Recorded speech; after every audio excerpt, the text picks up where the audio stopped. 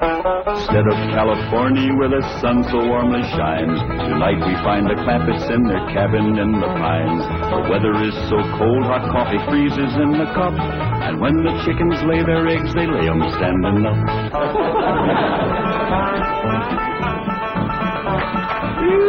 Doggy's gonna be a cold one tonight. Somebody better get ready to pry that sun up in the morning when it started. Yeah, sure will be glad to get back to that nice warm mansion in Beverly Hills. It ain't no fun sleeping on this cold, hard floor. That's a fact. You think that's bad?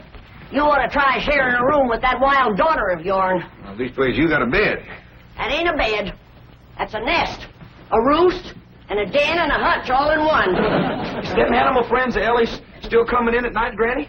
Everything that can get through the window. Why don't you shut the window? Because I can't sleep without fresh air. Especially with that third party in bed with us. What third party? Ellie, can you come out here and bring your friend with you? Yeah, Granny. Don't you worry about it, Granny. I'll chuck it out. Whatever it is, you got to get your sleep.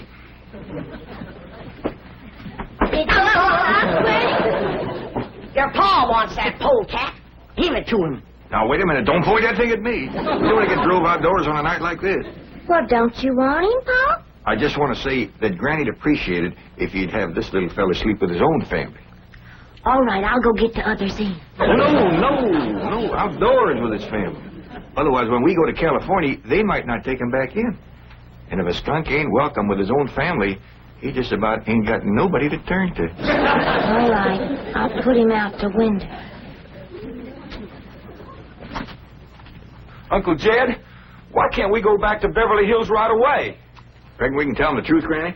I reckon he's big enough. Well, you see, we promised your ma we'd stay here and help her till she gets herself married to Mr. Brewster.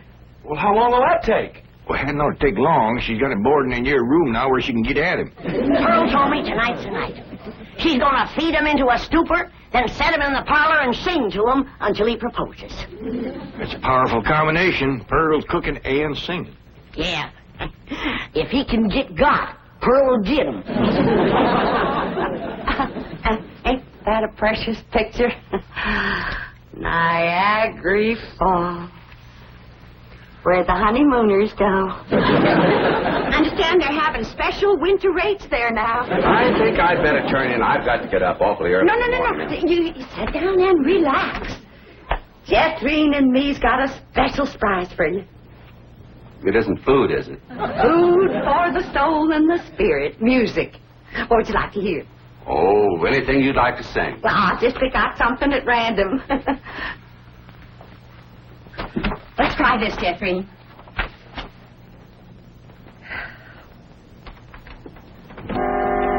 Oh, promise me that someday you and I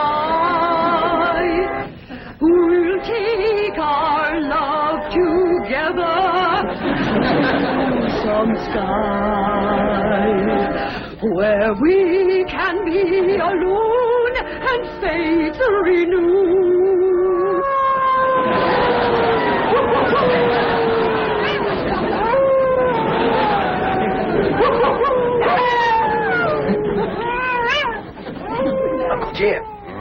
Uncle Jed, what's got them wolves so stirred up tonight? Oh, but something sure is setting them off. Granny, yes, sleep a wink. Go to the right, Granny. Go to the left, Granny. Them wolves keeping you awake too, Granny? He sure is. Howling goes right through you. It ain't their hollering that's getting me.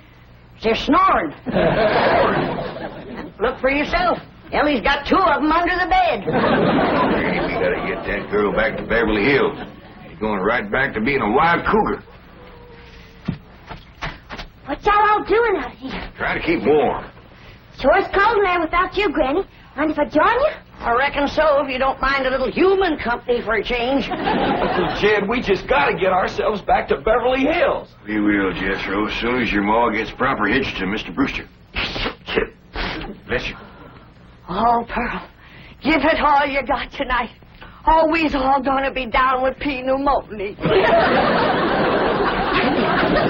Just a song at twilight when the nights are low and the flickering shadows softly come and go.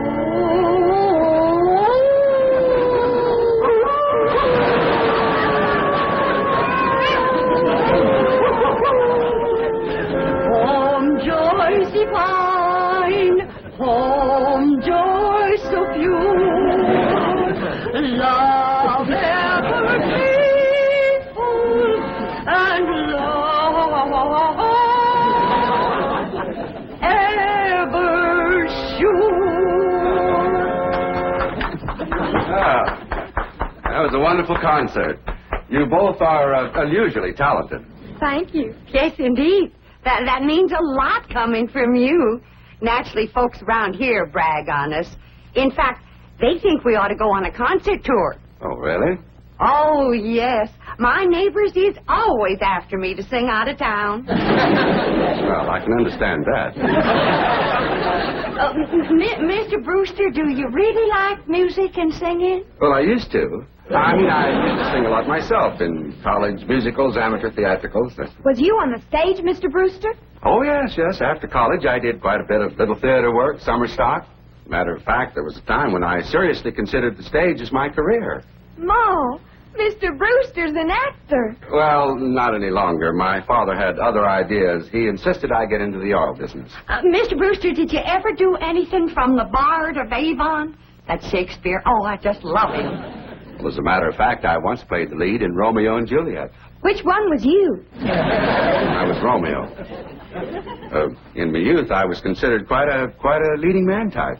And there were those who thought I had rather a handsome profile. Well, you still got it. And I'll bet you can act to beat the band. Oh, come on. Take off a part for us. Something from Shakespeare. Sit down, Jeffrey. Well, I doubt if I can remember anything. Oh, please, Mr. Brewster. Well, perhaps I can recall something from the balcony scene. Let's see now. How does it go?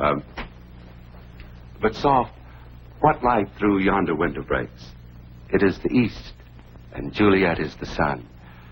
Arise, fair sun, and kill the envious moon, who is already sick and pale with grief, that thou, her maid, art far more fair than she. Go to bed, Jethry. I think I'll turn in. Oh, well, please, do some more of them love speeches from Shakespeare. Well, my throat is a little sore. I think I'd better gargle a little warm salt water and go to bed. Well, I can take care of you. That's another one of my specialties. Nursing the sick. Well, it might be the flu bug, and you wouldn't want to catch it. Good night. If his flu bug is as hard to catch as he is, I got nothing to worry about. Jed, have you ever known it to be so cold? Never have, Jethro. This ain't cold. Your blood is thinned out from living in California. You say this ain't cold, Granny? Look who else is huddled up to the fire. Ellie and her wolves.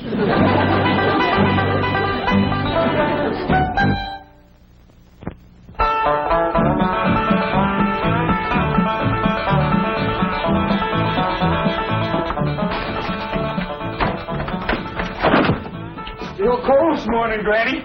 Cold? You call this cold? Why, I remember a winter morning that was so cold that when I went to milk the cow, the milk froze before it hit the pail. I had to break it off in sticks. Yes, sir. I carried a double armful of milk in and never spilt a stick. Gee, Granny, how'd you drink it? Right on it? Nope. But you did. You're in a right good mood this morning. Jed, I got a feeling in my bones that Pearl got him last night. Oh, I seen Mr. Brewster's car coming down the road, and Aunt Pearl's with him. I told you, my bones is never wrong.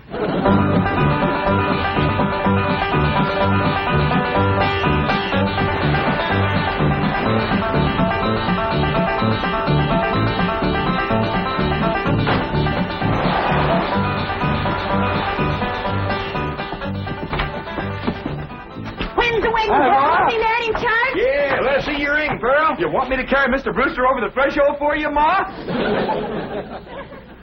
You don't look too happy. She don't sound too happy neither. Oh, all women folk cry when they're about to get married. I didn't get him.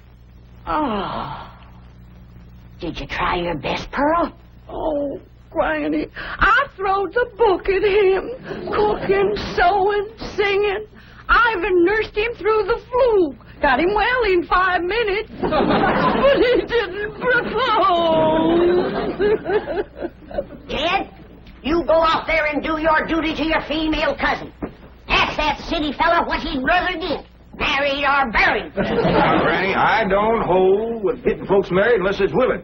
Pearl's got enough willing for both of them. If you going to make a liar out of my bones... Yeah, I'll have a talk with Mr. Brewster. Where'd he go, Pearl? He said he was going to park the car on the warm side of the cabin. But he must have run off. After him, everybody. We'll head him off at the pass and shoot him down like a dog. Now, you hold on. You ain't shooting nobody down. Just simmer down. Why, he didn't run off at all. Except we'll need you, Ellie, to get him back in here. How come? Looks like a couple of your friends are sizing him up for breakfast.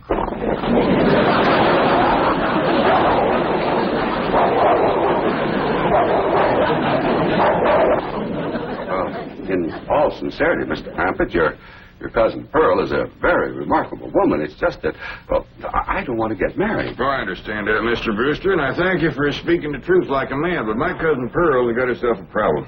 Oh, what's that? Well, ain't no secrets in the hills, and everybody's dog knows that you've been boarding with her over at her place, and they all know she's had her cap set for you. Oh, I ain't blaming you, Mr. Brewster. Jed? Did he say yes? Can we come out now? Not yet a while, Granny. Well, if you're too chicken to shoot him, Ellie's got her wolves standing by. Mr. Brewster, in order to save my cousin Pearl from shame, I'm going to ask you to do me a big favor. Anything I can do? I want you to propose to her in front of somebody. But, and let her turn you down, of course. oh, I see. Of course, yes, that'll save face. Pearl will know that she's supposed to turn me down. Oh, sure, we'll have an understanding with Pearl. Now, the one I think you ought to propose in front of is Elverna Bradshaw. You know, Mr. Clampett, this idea of yours is quite inspired. Oh, it's just a notion. You see, Elverna is the biggest gossip in the hills. No, really, it's brilliant. It combines drama, pathos, suspense. It has a happy ending. Great third-act curtain. It's real theater. Of course, you'll have to be convincing, so Elverna will... Convincing? Why, I'll give a performance that the people of these hills will remember as long as they live. Well, just so that... When Pearl Bodine turns down my impassioned proposal of marriage, there won't be a dry eye in the house. Elverna, don't cry easy. Oh, well, now, surely you're not going to waste this dramatic scene before just one person. Well, I reckon Elverna's daughter... I've got it. I've got it at the movie house where Pearl plays the piano. You want to propose there? Well, it's perfect. Everybody in town will see it. I want to kind of shame you to be turned down in front of all them people. Well, it's just a performance. I've learned one thing in the theater. An actor always gives a better performance in front of a full house. Well, doggy, that sure is nice of you. It's my pleasure, Mr. Crampett. Mrs. Bodine, Granny, come on in. Come on in, everybody. How about it, everybody? I reckon we better let Mr. Brewster tell you what's going to happen. Well, tonight at the movie house, Mrs. Bodine, while the whole town looks on, I'm going to ask you to marry me.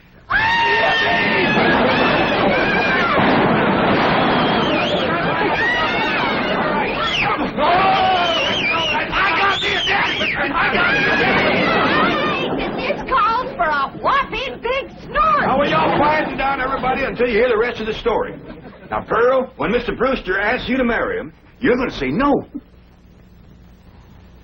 Not unless I'm as drunk as you are.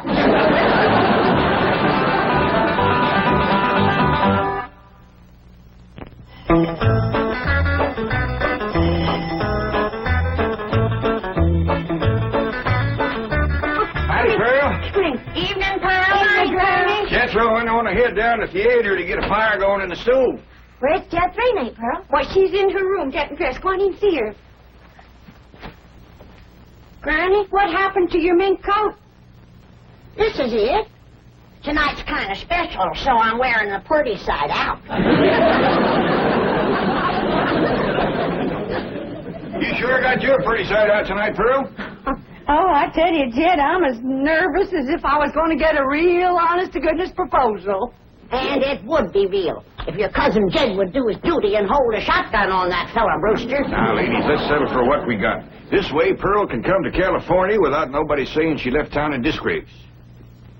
Good evening. Good evening. Ain't you dressed up? That boiled shirt makes your face look kind of dark. Well, as a matter of fact, I'm wearing a little theatrical makeup. Mrs. Bodine, how would you like some pancake on your face? How'd you like some sweet potato pie on yours? Fetch me some hot possum grease, Pearl, and I'll fling it on her. Now, ladies, you misunderstood me. Pancake is a type of makeup we use in the theater. An actor, like myself, would feel positively undressed without it. I thought you was oil man. Well, that's my business. But at heart, I shall always be an actor. Say now, speaking of acting, you two got it figured out what you want to say? Oh, yeah, we rehearsed 12 times. Mr. Brewster will be sitting on the front row, and when the picture's over, he'll jump up and he's... Excuse me. I've been thinking about that. I believe it would be more effective if I made an entrance. Entrance? Yes, I'll come down the aisle. Oh, all right. And then Mr. Brewster's going to say, Mrs. Bodine, don't go to California with your cousin Jed. Stay here and be my wife. Excuse me. I've been thinking about that, too. After a big entrance down the aisle, that's going to seem like a pretty flat opening speech. Well, you just say what you want to say. All I got to say is, no, I won't marry you. If that's Homer Winch, I'm going to hit him right in the head.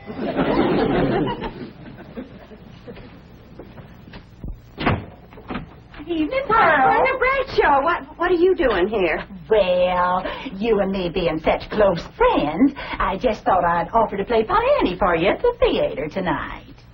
Why? Surely you're not going to show up and have folks whispering behind your back all during the picture. What in the world would they be whispering about? Pearl, I'm your best friend. You don't have to pretend with me. The whole town knows how you've been flinging yourself with that brother of yours. For your information, Elverna Bradshaw, Mr. Brewster proposed to me 12 times today, and 12 times I turned him down. Is that why he give you this here mink coat? 'Cause you turned him down? This here mink coat was given to me by my niece, Ellen May Clampett. Oh, Pearl, I keep telling you, you don't have to pretend with me. I'm your best friend. And Elverna Bradshaw is your best friend. You're up to your eyeballs in enemies. Mr. Brewster, if you was to go in there now and propose in front of Elverna, you could save yourself a trip to the theater. And the news would get around a heap quicker. You don't understand, Mr. Clampett. An actor needs an audience. Elverna, if you don't mind, I'd like you to get out of my coat and out of my house. I'm going to be late for the theater. Pearl, take your best friend's advice and sneak out of town quietly. You can depend on me to smooth everything over. Thanks for nothing.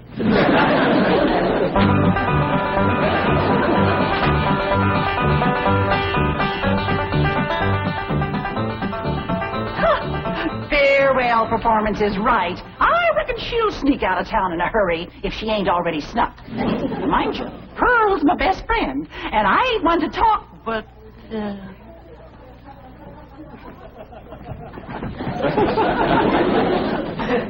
Good evening, lady.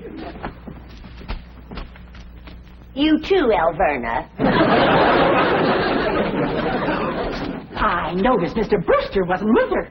Oh, and did you see that mink coat? Well, I wouldn't trade this little band of gold and a home-loving husband for a dozen mink coats.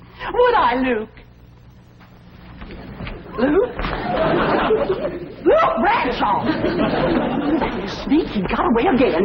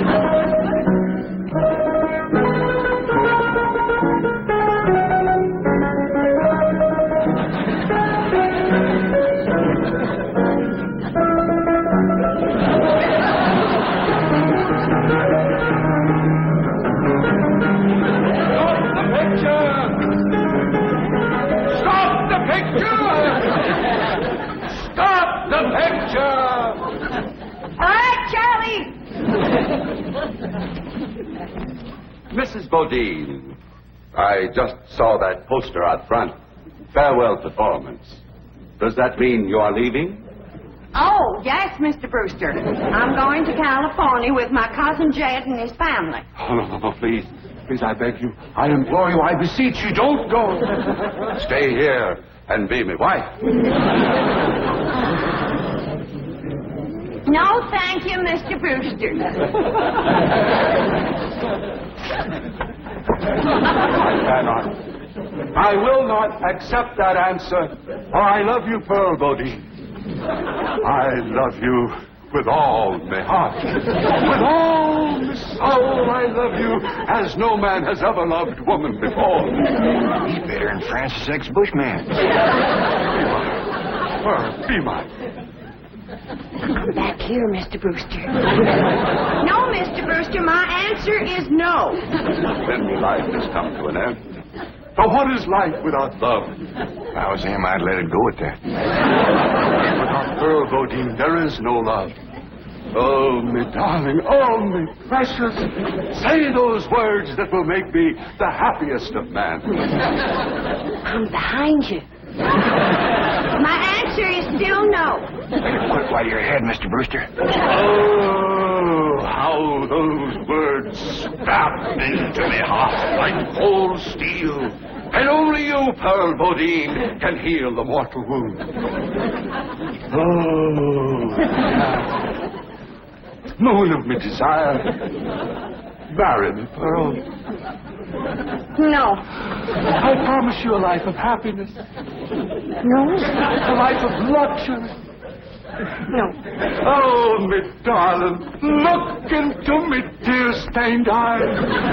Look into the tortured face of your love slave. Free me with that one divine word. Say yes. Say yes, and together we will enter a paradise of love everlasting. Yes, I'll marry you.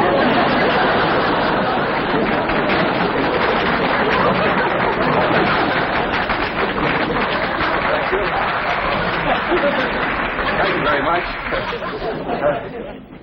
Did you say yes? Yes.